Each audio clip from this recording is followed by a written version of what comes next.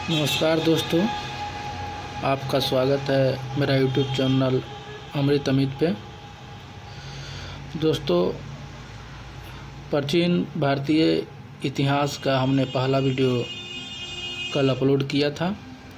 उसी सीरीज़ का दूसरा वीडियो होगा जिसमें कुछ फैक्ट्स कल भी बताए थे और आज मैं उस सीरीज़ को आगे बढ़ाते हुए शुरुआत करता हूं। तो आज हम इतिहास के जो बांटा गया है 3 भागों में उसको देखेंगे।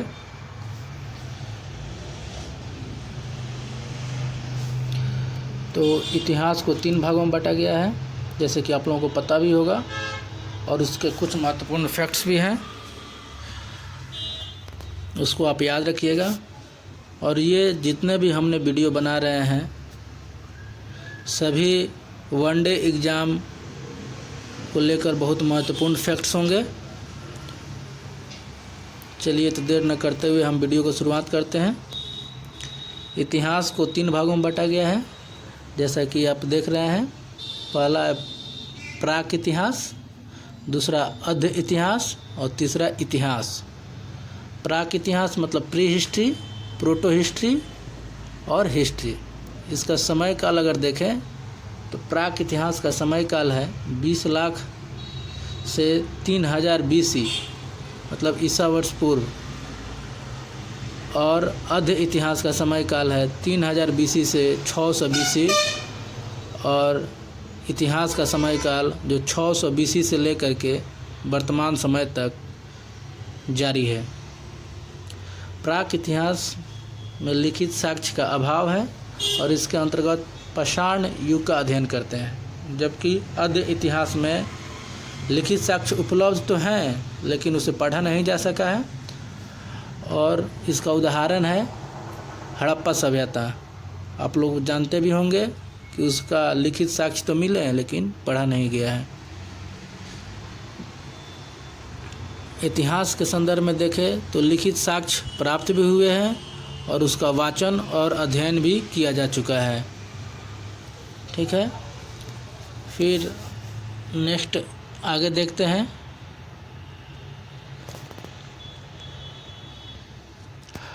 पाषाण युग, जैसे कि हमने बताया था कि प्राक इतिहास में के अंतर्गत ही पाषाण युग को पढ़ते हैं।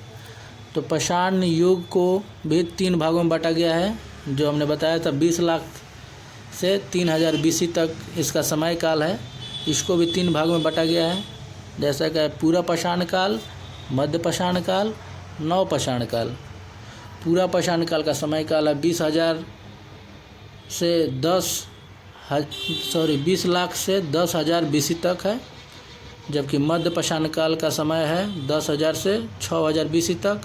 नव पाषाण काल का समय है 6,000 से 3,000 BC तक। चलिए अब एक एक करके इन तीनों को हम देखेंगे।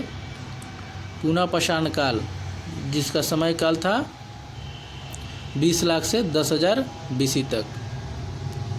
पूरा पाषाण काल में मानव मुख्यतः आखेट व खाद्य संग्राहक के रूप में जाने जाते थे। इसका मतलब ये हुआ कि आखेट मतलब जंगल में, और खाद्य संग्राहक मतलब शिकारी जंगल में रहकर शिकार करते थे, और खाद्य संग्राहक कुछ खाने के लिए संग्रह के रूप में संग्रह करते थे।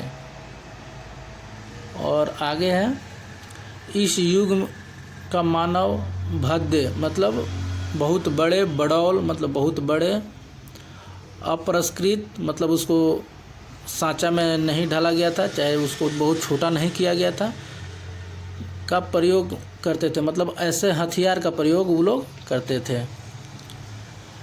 इसमें महत्वपूर्ण आपका स्थल है डिडवाना, जो राजस्थान में स्थित है, और भीमबेटका जो मध्य प्रदेश में स्थित है।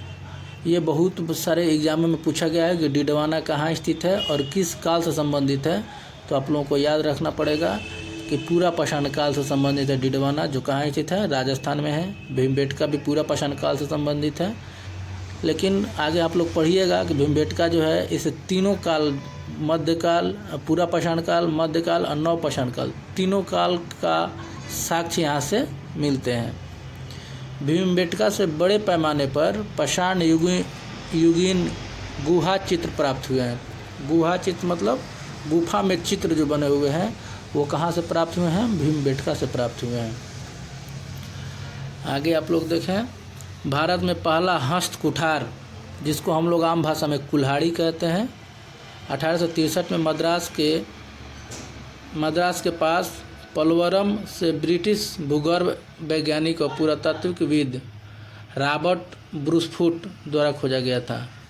जो हस्त कुठार है, जिसको हम कुल्हाड़ी लोग कहते हैं, पोलवरम से जो मद्रास के पास स्थित है, मद्रास से 20-25 किलोमीटर की दूरी पर स्थित है, वहाँ से मिला हुआ है। जो रॉबर्ट ब्रूसफुट जो है, इन्होंने खोजा था। आप लोग आगे हम आपके वीडियो में बताएंगे, आने वाले वीडियो में, कि रॉबर्ट ब्रूसफुट थे जो इन्होंने ही सर्वप्रथम हड़प्पा सभ्यता के बारे में भी जानकारी दिया था, लेकिन इन्होंने उस पर और बहुत ज़्यादा रिसर्च नहीं किया, इसलिए इनका नाम बहुत कम लोगों को पता होता है। नेक्स्ट आगे हम लोग देखें, केरल और ऊपरी गंगा घाटी को छोड़कर संपूर्ण भारत से पूरा पाषाण युगीन स्थल प्राप्त हुए हैं। ये वेरी इंपॉर्टेंट क्वेश्चन है। यूपीएससी में इस पर क्वेश्चन भी पूछा गया था कि किस क्षेत्र से पूरा पाषाणकालीन स्थल प्राप्त नहीं हुए हैं, उसमें ऑप्शन केरल था जो सही हुआ था। नेक्स्ट, नर्मदा घाटी के हथनौरा नामक स्थान से अरुण सोनकिया, ये नाम बहुत इम्पोर्टेंट है। अरुण सोनकिया ने मानव कंकाल ढूंढा था। कहाँ ढूंढा था? ये नर्मदा घाटी में ढूंढा था, हथनौरा से। कौन ढूंढा था? अरुण सोनकिया। बहुत ज़्यादा इम्पोर्टेंट फैक्ट्स है, आपको याद रखना चाहिए। जिसका पहचान वर्तमान में अर्ध होमोसेपियंस के रूप में किया जाता है। आगे नेक्स्ट हम लोग देखें,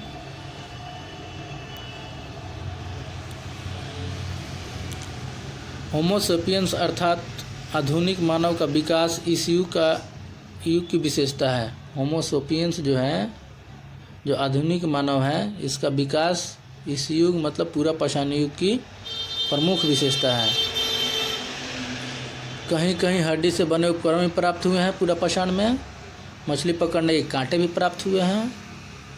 ये सब फैक्ट्स याद रखना चाहिए, क्योंकि ये वनडे एग्जाम में डायरेक्ट पूछ लिए जाते हैं कि मछली पकड़ने के कांटा किस युग से प्राप्त किया गया है। इसमें मध्य पाषाण, पूरा पाषाण, नव पाषाण आदि आंसर ऑप्शन दिए जा सकते हैं।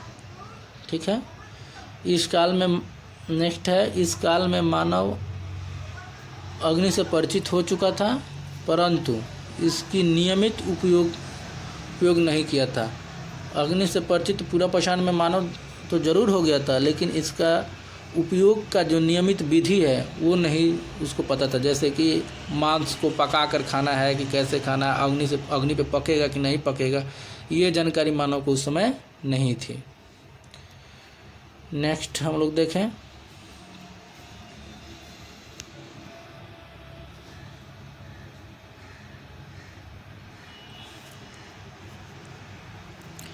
अब है मध्य पाषाण काल, जिसे मीसोलिथिक या माइक्रोलिथिक कहते हैं। माइक्रो मतलब छोटा, लिथिक मतलब पत्थर या पाषाण को ही पत्थर बोलते हैं।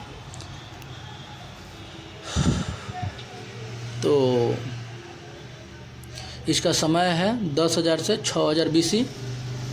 मानव अब छोटे छोटे शिकार करने लगे थे, जैसे कि मछली, पक्षी। ये सब किस काल में हुआ था? मध्य पाषाण काल में हुआ था।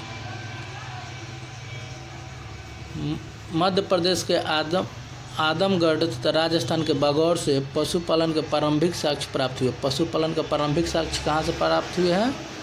आदमगढ़ और बागौर से। सर्वप्रथम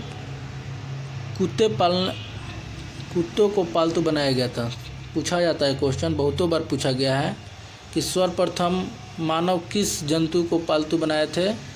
तो कुत्ते को, जो शिकार में मदद भी करता था। इस काल में मानव के कंकाल का सबसे पहला अवशेष प्रतापगढ़ के सराय नाहर राय, दमदमा तथा महदहा से प्राप्त हुआ है। क्या प्राप्त हुआ है? मानव कंकाल सबसे पहले इस काल में कहाँ प्राप्त हुए हैं? तो सराय नाहर राय, दमदमा और महदहा से प्राप्त हुए हैं।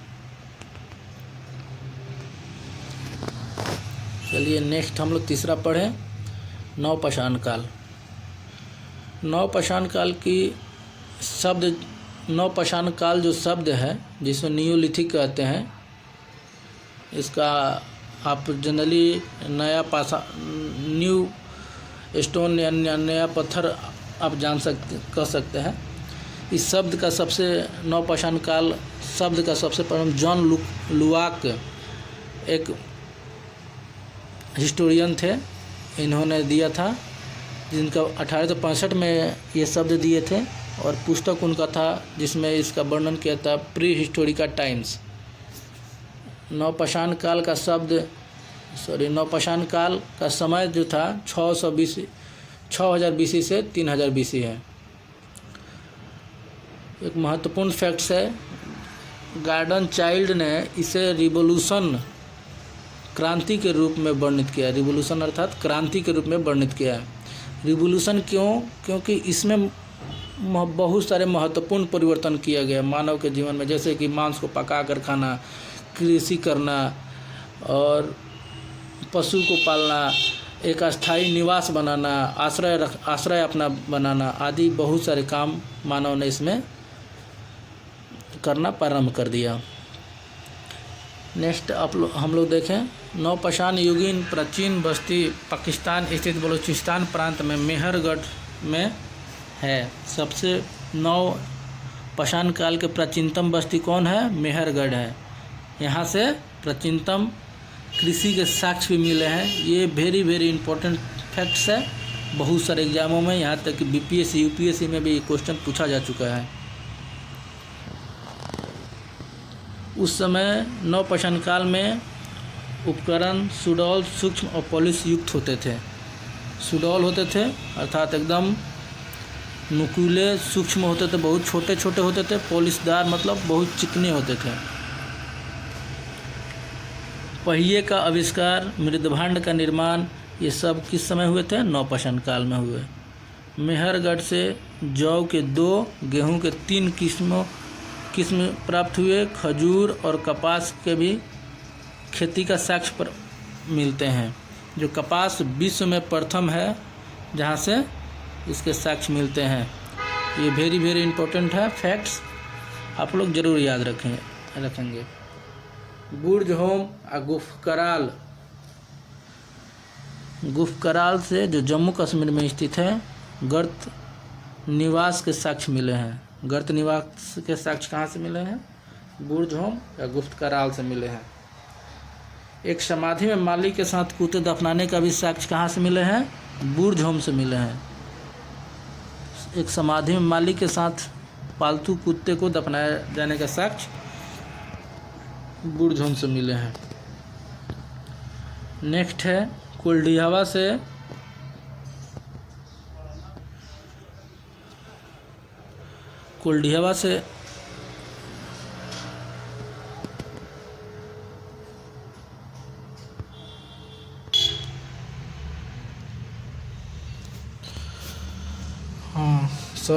थोड़ा सा डिस्टर्बेंस के लिए।